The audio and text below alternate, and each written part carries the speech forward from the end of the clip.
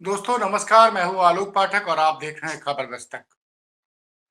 उत्तर प्रदेश में योगी जी की मुश्किलें मिल्कीपुर उपचुनाव में बढ़ गई है। जी हां, बड़ी और ब्रेकिंग खबर यह है कि बहन जी ने यानी मायावती जी ने ये ऐलान कर दिया है कि मिल्कीपुर में होने वाले उपचुनाव में बहुजन समाजवादी पार्टी अपना प्रत्याशी नहीं उतारेगी।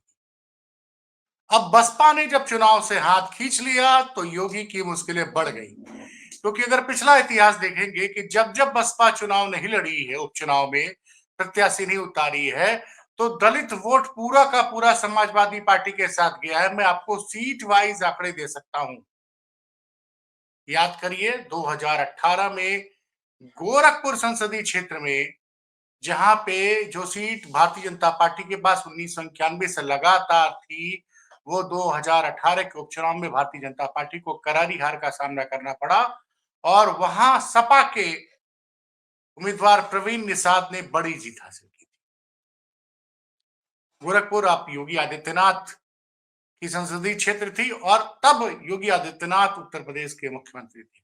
दूसरा, उसी साल फूलपुर में भी उपचुनाव हुआ था, जो उप मुख्यमंत्री केशव मौर्य के इस्तीफे से वो सीट खाली हुई और वहां पे भी सपा के उम्मीदवार ने बड़ी जीत हासिल की थी।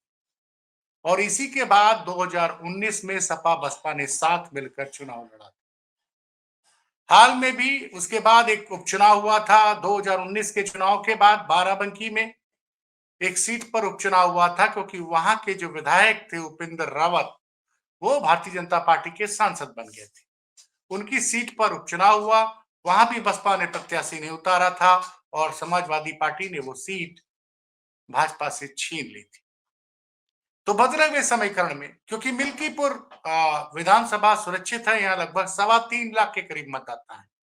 1 लाख यहाँ दलित मतदाता है, 60,000 करीब यादव हैं, 50,000 के करीब ब्राह्मण हैं और 35,000 के करीब मुसलमान हैं। और अब जब बहन जी ने ये कहा है कि हम, चूंकि इस बार विधानसभा चुनाव में बसपा ने दिल्ली में सभी सीटों पर चुनाव लड़ने का फैसला कर लिया है और बसपा में बहन जी के भतीजे आकाश आनंद वो लगातार दिल्ली में प्रचार कर रहे हैं। तो बसपा दिल्ली चुनाव पे फोकस करना चाहती है, चूंकि 5 तारीख को दिल्ली में भी मतदान है, वहां विधानसभा चुनाव है और यूपी में एक मिल्कीपुर की सीट में उपचुनाव। इस वजह से बहन जी ने यह फैसला किया है कि वो मिल्कीपुर उपचुनाव नहीं लड़ेगी। अब जब मिल्कीपुर का उपचुनाव वो नहीं लड़ेंगी, तो मैंने कहा ना, मैंने आपको बताया कि कैसे पूर्व में भी जब जब बसपा चुनाव नहीं लड़ी है, तब तब समाजवादी पार्टी को बहुत फायदा हुआ और वो सीट जीतने में कामयाब रही। वैसे अभी जो हाल में 9 सीटों के उपचुनाव हुए थे उत्तर प्रदेश में, तो बसपा ने सभी सीटों पर अपने प्रत्याशी उतारे थे और इसका खामियाजा भी भुगतना पड़ा सपा को। और सपा सपा जिसके पास पहले 4 सीटें थी, उसमें 2 सीटें उसने गंवा दी और मात्र 2 सीटें ही जीत पाई। लेकिन तब बसपा ने अपने उम्मीदवार सभी सीटों पर उतारे थे। बसपा के उम्मीदवार बसपा की वजह से जो जिन 2 सीटों पे ज्यादा सीधा नुकसान हुआ, वो थी कटेहरी की, जहां पे कि बसपा उम्मीदवार को अच्छी खासी सफलता मिली और साथ ही मिर्जापुर में एक सीट थी जहां से विधायक, वहां पे भी बसपा की वजह से भारतीय जनता पार्टी को चुनाव में जीत हासिल हुई। और फूलपुर में भी, जो विधानसभा उपचुनाव था, वहां पे भी बसपा की वजह से सपा को हार मिली थी। तो अब बदली हुई परिस्थितियों में बहन जी ने फैसला किया है कि मिल्कीपुर के उपचुनाव में बसपा का प्रत्याशी नहीं उतरेगा। अच्छा, इससे 2 फायदे होंगे। एक तो अखिलेश यादव लगातार पीडीए पे काम कर रहे हैं, पिछड़े दलित अल्पसंख्यक और अगड़ों में जो पिछड़े हैं और आधी आबादी सबको जोड़ रहे हैं। और मिल्कीपुर में चूंकि अवधेश प्रसाद जो वर्तमान में सपा की समाजवादी पार्टी की तरफ से अयोध्या के सांसद है, वो उनकी सीट है, यहाँ से वो कई बार विधायक रह चुके हैं। तो वहां पे एक तो अजीत प्रसाद वो चुनाव लड़ रहे हैं, तो अवधेश प्रसाद वहां से लगातार कई बार विधायक रहे हैं, उनको उस क्षेत्र में बड़ी पकड़ थी। और अब जब बसपा ने प्रत्याशी न उतारने का फैसला किया है, तो चूंकि इस विधानसभा में 1 लाख के करीब दलित वोटर हैं, वो पूरा का पूरा सपा की तरफ जाता दिख रहा है। और मैंने बताया कि यहाँ बड़ी संख्या में यादव हैं 60,000 और ब्राह्मण भी बड़े नाराज हैं। मिल्कीपुर का समीकरण आप समझिए। मिल्कीपुर में मैंने आपको पहले भी बताया था कि अयोध्या जिले की एक बड़ी विधानसभा क्षेत्र है और अयोध्या में पवन पांडे के रूप में समाजवादी पार्टी के पास एक बड़ा ब्राह्मण चेहरा है। पवन पांडे पहले विधायक भी रह चुके हैं और अखिलेश की सरकार में मंत्री रहे। पवन पांडे ने अवधेश प्रसाद के चुनाव संचालन किया था और सामान्य सीट पे अवधेश प्रसाद को जब अखिलेश जी ने मन बनाया था कि हम यहाँ पे अवधेश प्रसाद को प्रत्याशी बनाएंगे जो कि सामान्य लोकसभा सीट है, तो अवधेश पांडे ने कहा कि ये निर्णय सही होगा और उसके बाद चुनाव हुआ और चुनाव में अवधेश प्रसाद ने बड़ी जीत हासिल की थी फैजाबाद लोकसभा में। तो इसलिए अभी जो अब जो घोषणा हुई है इससे योगी जी की मुश्किलें बढ़ गई हैं। अच्छा, आप सब जानते हैं कि अगर मिल्कीपुर उपचुनाव योगी जी हर हाल में जीतना चाहते हैं क्योंकि अयोध्या में जो हार हुई है और अयोध्या में लोकसभा फैजाबाद में जो हार हुई अयोध्या में वो भाजपा को के लिए बहुत ही दुखदायी रहा है क्योंकि राम मंदिर की प्राण प्रतिष्ठा 2024 में जनवरी में 22 जनवरी को हुई थी। तब सब लोगों को लग रहा था कि 500 साल बाद भगवान राम का भव्य मंदिर बना है, इसका राजनीतिक फायदा भारतीय जनता पार्टी को जरूर मिलेगा। लेकिन कहते हैं ना कि तब जब राम मंदिर की प्राण प्रतिष्ठा हो रही थी तो काशी के प्रकांड विद्वानों ने उस प्राण प्रतिष्ठा के समय का विरोध किया। उन्होंने कहा था कि अभी राम मंदिर का निर्माण पूरा नहीं हुआ है। दरअसल अभी भी राम मंदिर पूरी तरह से बन के तैयार नहीं हुआ है और प्रकांड विद्वानों का मानना था कि आधे अधूरे मंदिर में प्राण प्रतिष्ठा नहीं की जाती। लेकिन चूंकि लोकसभा चुनाव होने वाले थे, शायद इसी वजह से लोकसभा चुनाव के पहले लोकसभा चुनाव में राम मंदिर के निर्माण का राजनीतिक लाभ लेने के लिए वहां पे प्राण प्रतिष्ठा का आयोजन किया गया, जबकि इस उस तारीख को लेकर और जो समय था 22 जनवरी को जो समय चूज किया गया था उसको भी लेकर तमाम तरह का विरोध हुआ था। काशी के प्रकांड विद्वानों ने उसका विरोध किया था कि समय सही नहीं है और वो दरअसल वो सारी जो आशंकाएं थी वो सही साबित हुई। नरेंद्र मोदी को और योगी जी को राम मंदिर की प्राण प्रतिष्ठा का और राम मंदिर का वो जो दावा कर रहे थे कि राम मंदिर का निर्माण हो गया है, क्योंकि भाजपा का ये चुनावी वादा था पिछले 30 सालों से कि हम हर हाल में राम मंदिर बनाएंगे।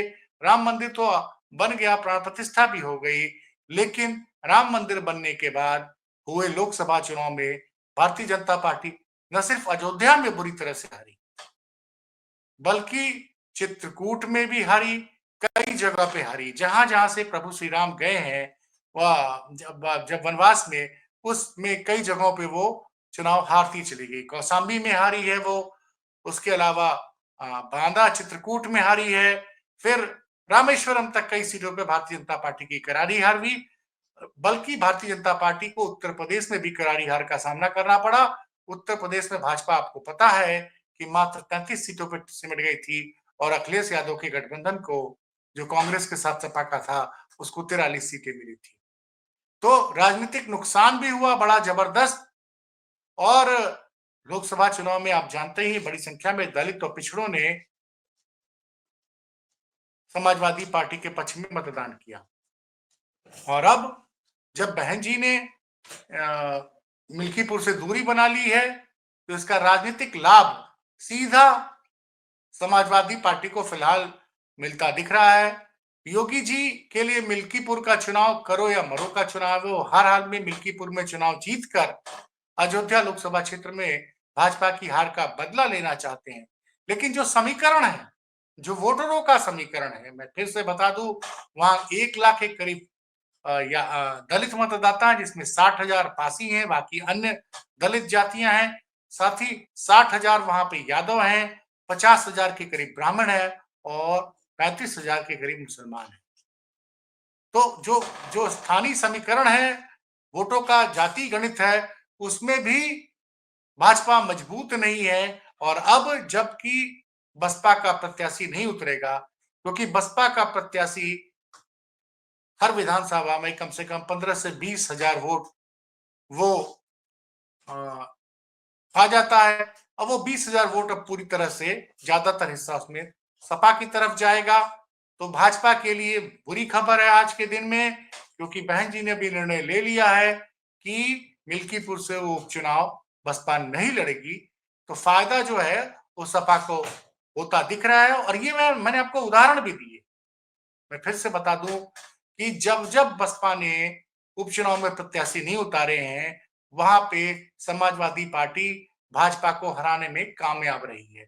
चाहे वो 2018 में गोरखपुर लोकसभा का उपचुनाव हो, फूलपुर का उपचुनाव हो, या फिर 2019 में बाराबंकी की जो सीट थी विधानसभा की, वहां पे उपचुनाव हो। तमाम उपचुनाव में सपा को जीत हासिल हुई, क्योंकि फिर दलित वोटर जो बसपा का कोर वोटर है वो भाजपा को न जाके सपा को चला गया था। और वही उम्मीद अब फिर से होती हुई दिख रही है। और साथ ही साथ इसी के साथ ये लग रहा है कि 2027 में एक बार फिर से सपा बसपा नजदीक आ सकते हैं, क्योंकि आप जानिए कि मिल्कीपुर उपचुनाव पे पूरी दुनिया की नजर है। भाजपा हर हाल में मिल्कीपुर जीतना चाहती है और अखिलेश यादव अपनी इस विधानसभा सीट को हर हाल में बचाना चाहते हैं। तो अभी देखिए, चूंकि कांग्रेस ने पहले ही घोषणा कर दी कि वहां कोई प्रत्याशी नहीं उतारेगी, अब देखना यह होगा कि चंद्रशेखर रावण की पार्टी आजाद समाज पार्टी वहां कोई प्रत्याशी उतारती है या वो भी अपना सपा के उम्मीदवार को समर्थन दे देती है। तो इन परिस्थितियों में चुनाव 1-1 हो जाएगा, बनाम सपा बनाम भाजपा हो जाएगा। और जो जाति समीकरण है वह पूरी तरह से सपा के पक्ष में है। इसलिए मैंने कहा कि योगी जी के लिए मुश्किलें फिलहाल बढ़ गई हैं। और अभी तक भारतीय जनता पार्टी ने अपना प्रत्याशी भी तय नहीं किया है, जबकि मिल्कीपुर से अवधेश प्रसाद जी के बड़े पुत्र अजीत प्रसाद जी समाजवादी पार्टी की तरफ से प्रत्याशी हैं।